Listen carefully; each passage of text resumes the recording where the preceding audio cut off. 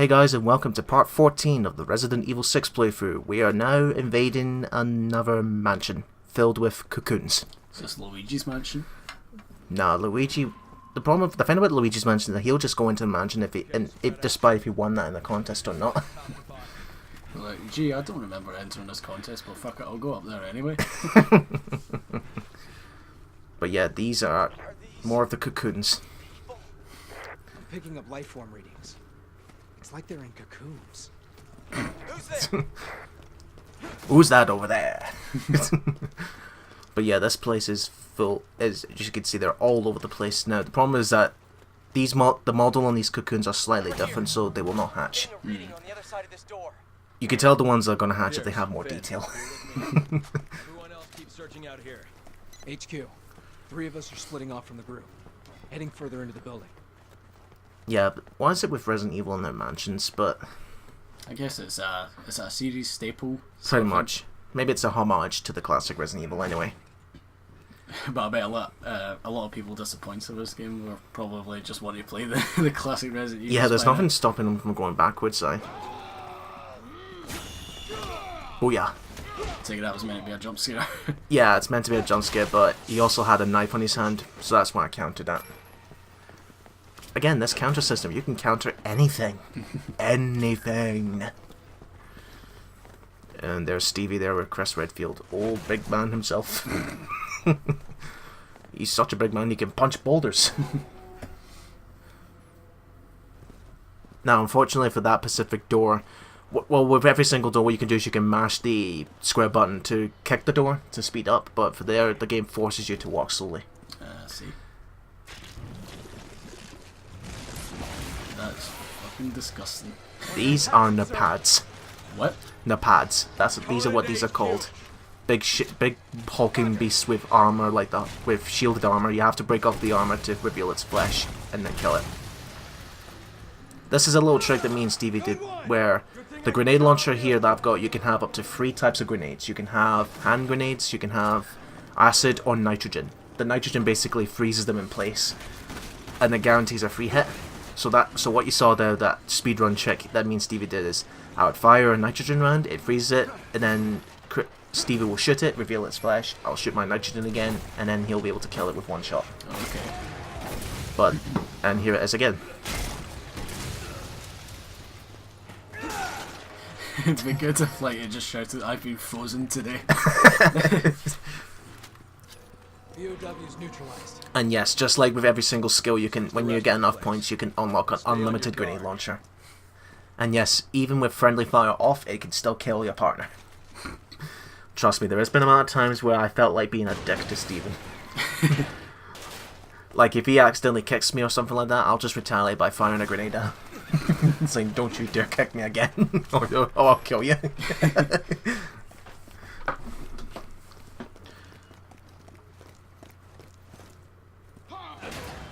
Flashbang through the door! I thought I was going to run into it then.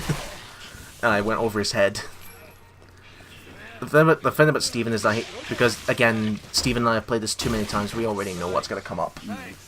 It's not like in the higher difficulties where they add new enemies and all that. It's the exact same enemies. The only difference is damage input. I see. So what might take 1 block of health in amateur difficulty might take 4 blocks in professional difficulty. But it's not like Resident Evil 5's professional where everything kills you in 1 hit. You're like made out of glass in that game. Yeah.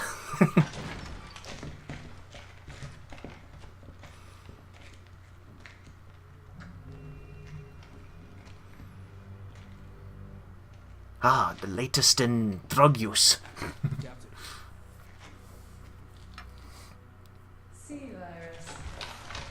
Jesus Christ, you made me shit myself. Hey ho, look who it is.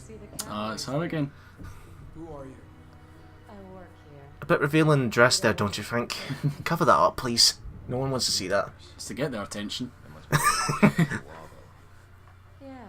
I heard them saying something about that. What else did you hear? I heard they were going to make a deal with Whiskers. Not until you give us a reason to. Do you want that in writing? New umbrella. Another umbrella organization. Organizations involving gorillas.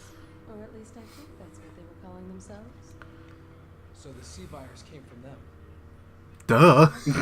Thank you. Why is it with video games pointing at the blatantly obvious as if we're too stupid to not realize ourselves? You're in charge of keeping her safe. Yes, sir.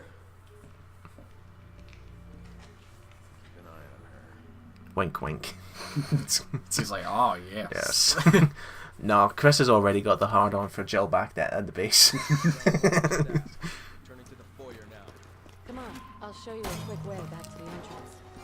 So there's your another BSA emblem up there. Again, all the emblems do is basically unlock files and achievements. That's it. So You know, no, she's got a gun. well, I'm guessing they gave her a gun for defense. I guess it would look awkward if she was just walking a bit, like, just defenseless. No, I mean like no. What about if it was awkward if she was walking with her hand as if her hands were holding a gun, but there was no gun model? Like in the Mr. Bean movie, like when the police like Aye. trap him, he pulls his hand out and he's like pretending it's a gun. Oh, that was one of the. That was actually the only Mr. Bean movie I actually enjoyed. The second one I thought was meh. They're having a hard time. Ma'am, please. Here's our Stay next out of creature that's hatching out of these cocoons. Stray Lads. They have some weird names for these creatures, don't they? I think they're based on like a different language, but I'm not sure if this is Arabic or something like that. But yeah, these are lizards, and the way they attack is that they can stick to walls, and from a distance they have their necks can shoot out bone spikes as projectiles. And the only thing they're weak to is a melee. So you need to punch them. Yeah, you can slide into them and to make them dizzy, and then you can go for a few QTEs, and it does more damage than the guns. So just like that, slide into it, and then do this QTE. Or Ada will steal it for me.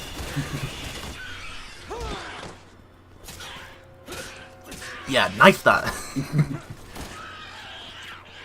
But once it's down, it's down. That is creepy considering that used to be a human. Did everything used to be a human in this game, or? Well, you remember what I mentioned before, the C virus, if it injects you with a needle, it gives you those spidey eyes, but then, depending on how painful you can get those mutations, whether it's the head, arm, or leg, like moth wings. But the way they transform into these cocoons, if they do level sustain more damage, Okay. then they transform into these cocoons and then hatches these things. Like how a caterpillar hatches into a butterfly. Except that's no fucking butterfly. Yeah. Well, it's the same concept. I'd be really concerned if a caterpillar turned into that. So, when did Mother Nature take on a bad day? Could you imagine like Heimlich from Bugs Life turning into one of them? I'm finished! Finally, I'm a beautiful butterfly! then he comes out and he goes on a killing rampage. And he gets even bigger than he already is. No, the pad the way in the pad is basically like a brute. It'll walk slowly, but it'll occasionally do a shoulder dash and all that. One move you don't really want it to do is where it'll if it hits you with its shoulder dash, it'll knock you to the floor, and then it'll attempt to stomp you with both its hands, which is high damage. Mm-hmm. But there is a thing where just before it punches the ground, you can roll to the left or right and avoid it. Yes, sir. Yeah, Stevie, I'll let you take this one. I'm done. I've had enough of the spotlight. Whoa. And here's a little thing about the design of these lizards. They still have the 5 eyes that Joab will have. Did he? Aye. Just poke it in the eye with a stick. Again, what? You gotta love these wooden crates that just somehow still there. They just didn't see any value in them at all. Well, what value is wood anyway in the end? That's like talking to Carson and his pallets. I'll tell you another thing about pallets. The woman, she's gone. Finn! FN2187. Submit your blaster for inspection. It's a trap. Yep.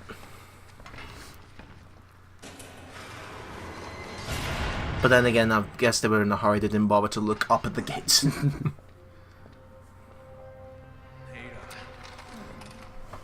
thanks for the escort. Here's something to remember me by.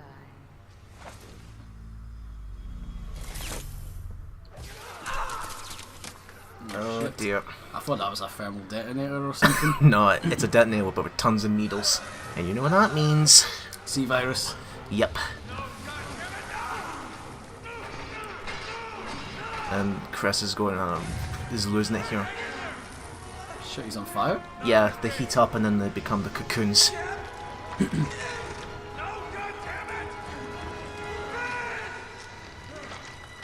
God damn. I'm not sure. I think this is a thing that they added for the body to melt and all that well, the cocoons, because I don't recall if butterfly cocoons they heat up when a caterpillar turns into a butterfly.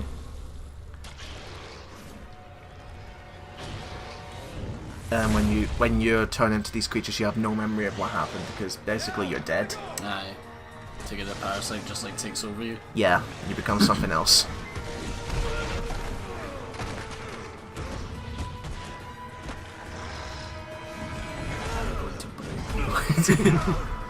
Well, he's more like the Hulk than Bane. Ragdoll physics.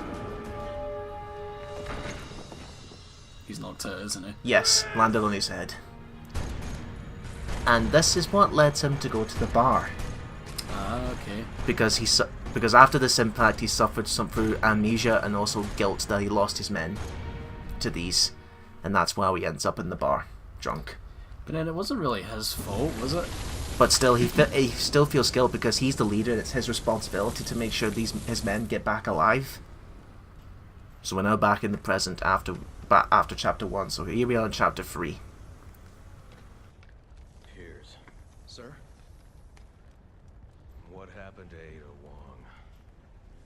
You remember. Captain? Where is she? She's leading Neo Umbrella. All these Is terrorists she are... in the city or not? Notice something different. She's been sighted several times since the attacks began. Yeah, she's here. What's going on? Unleash your anger. Tell them Has he I turned to the remember dark side? He's pissed off now. Oh. He wants revenge. This is what happens in this chapter specifically. I'm not sure if I mentioned this, but you can when you play with this with your partner, you can have communication where the character speaks to each other if you don't have a headset with the circle button. Here in this bit, Chris is utter douche mode, where he actually talks shit and treats Pierce like nothing because all he cares about is killing Ada and a giant snake. Fuck's sake, they don't end these things, do they? And the fact that this snake is also invisible. I was wondering that, like, was it like a graphical glitch there? No, But it's meant to be invisible. So like I said before, this is where Chris gets into pure douche mode. Where if you say something like, thanks for your assist, he'll be like, if Pierce says thanks for the assist, he'll be like, what took you so long? Or get out of the way.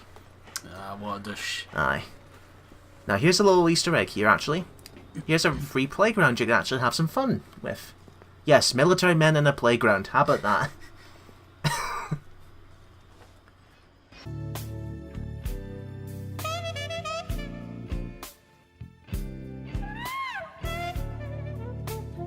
Oh my.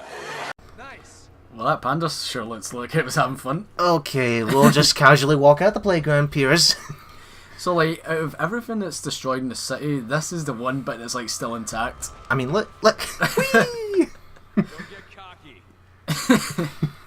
Yeah, you can go on those slides as many times as you want, but you're just wasting time. And by the way, that panda, only Chris can ride it. Only Chris? Why Yes. not him? Maybe because he's a man. But I don't know why it's left there. I just don't know why it's left there. You would think, again, military men with automatic machine guns and an important mission playing in the playground. Okay. It's Japan. Ooh, blue emblem. Another one. Well, there's 4 emblems per chapter, and it's not like the collectibles are ridiculous, like say 20 per chapter. Okay, let's move in. But be careful. Plenty of herbs. That's another thing I don't like about the inventory here, is that you're, again, just like Resident Evil 5, you're limited to just 9 spaces. So that means if you want to pick up something, you're going to have to discard something, and when you discard it, it's gone. You cannot pick it up again. So you can't extend the space at all? Nope. No? There's none of that at all. I thought like you maybe get like more spaces as the game went on. No, you've got two separate inventories in RE6. There's one for your weapons, and then there's one for your like grenades, health, and items. Now, yeah. So there you go. There's Steven showing off how the douchey quotes that Chris is going through in this chapter. It's only in this chapter specifically because, like I said again, he wants to go and get after Ada and kill her for what he done because he remembers. Where'd they come from? They jumped down from the building, don't you know? Now these ones are more deadly because, again, those arms do a lot of damage. But with two of them, it's even deadlier. They look like Carnage rejects or something. Or from Spider-Man. Yeah. Right, here I'm going to be a bit of a dick. Jump down! Okay. That's another quote he'll say there. Try to be quicker. Alright, do you want me to jump down again? I bet you Steven, when he was climbing up in that thing, and climbing up that ladder again, he was like, you better not fucking jump down again. Oh, here's a new mutation. These ones here, I'm not sure like what they're called. It's again weird names, but what these do is that they spit like really, really sticky acid on you, which causes you to stick to the ground. Oh, okay. But that's all they do. They don't attack you. They don't have a one-hit kill. They just get you stuck on the ground. You can either break free by moving the analog sticks in a circle position, or just get your partner to help you out. Here's a little fact actually with the rotation stick QTEs. The game encourages you to just use the left stick, but see if you use both the sticks with the palm of your hand, it speeds it up. Okay. But it's a really handy in like professional difficulty. Now you can see there you can have random mutations as well, where it could be the head and the arm. So this is where the Juwab will start to get a little bit more hectic because they can mutate once, they can mutate twice, or they can mutate 3 times. They try to make it more grotesque like, as the game goes on, doesn't it? Well, I think that's what that's a video game standard. You know, games are supposed to progress further. And my god, that was a low-res door. Right, we're going to head into another intersection with another campaign. Again, again, for those who don't know, an intersection is basically where you can have up to 4 players, but it's not always guaranteed.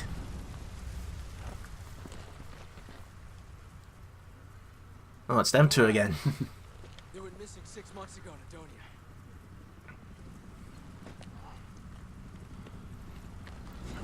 It sure doesn't like the sound of helicopters. God damn those helicopters! First aid are now helicopters!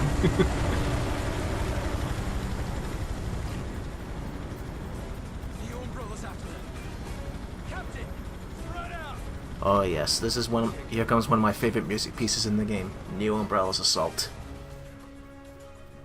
Is this it playing right now? Yeah, this is it playing. It's one of my favorite pieces.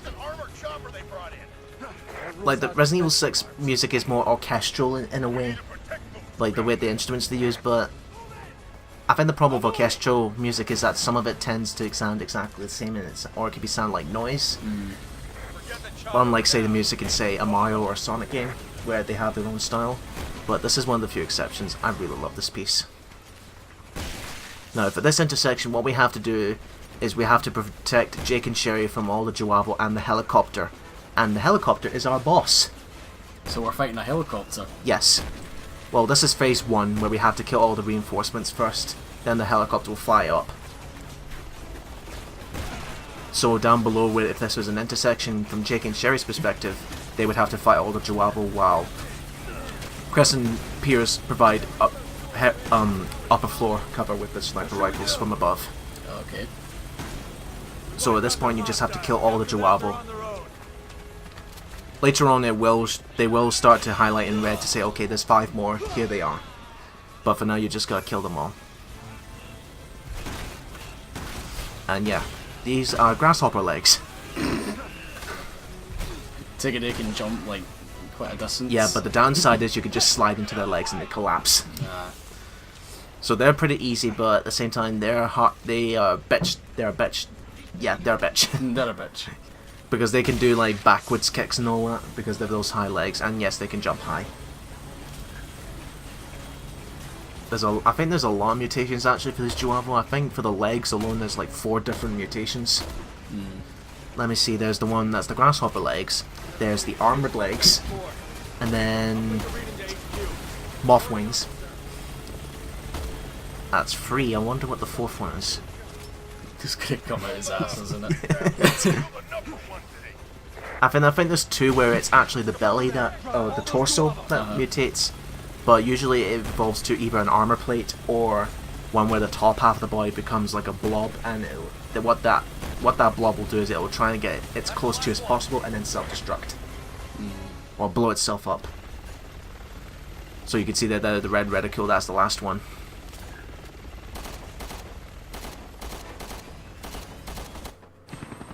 There you go. Again, I'm trying, because we're not playing with, because me and Steven, well, in fact, this entire playthrough is played without infinite ammo, so it's a little bit challenging, because I didn't want to feel like playing like a god, because that would be there you go, Chris, that would be too easy. Captain, we should escort those 2 out of here. They'll never survive on their own. We're moving out. See, he's getting really angry now. Yeah. Bit of a delayed reaction there. I don't care what they are. Right, we're now heading to the top of the tower where we now have to actually face the helicopter with, and during your new game, this is where you get the grenade launcher. He's climbing the ladder a really weird way, isn't he? I think it's just a standard animation. I think they've been using that animation since 4, Resident Evil 4. Obviously updated with graphics. It just looks a bit weird. Right, here's Steven going to show off more of the douchey dialogue here. Get out of the way. I want to do it. Right, this dead body right here, that's where the grenade launcher will be. And there's a free first aid spray and some grenade shells. Stun locked by the helicopter. Yeah, it flew me back. So here's your boss. All you need to do is just get the grenade launcher and fire at the helicopter. But see, when you time it just right, with like your shots with your partner like this, it goes down really easily. No kidding. And that's it. Is Chris happy now? Yeah, he's very happy. Compared to, say, if you were going through that with an AI, it would probably not have no idea what it's doing. It's like, oh, what is this? Oh, it's even worse from Jake's perspective, but we'll save that for Jake's campaign.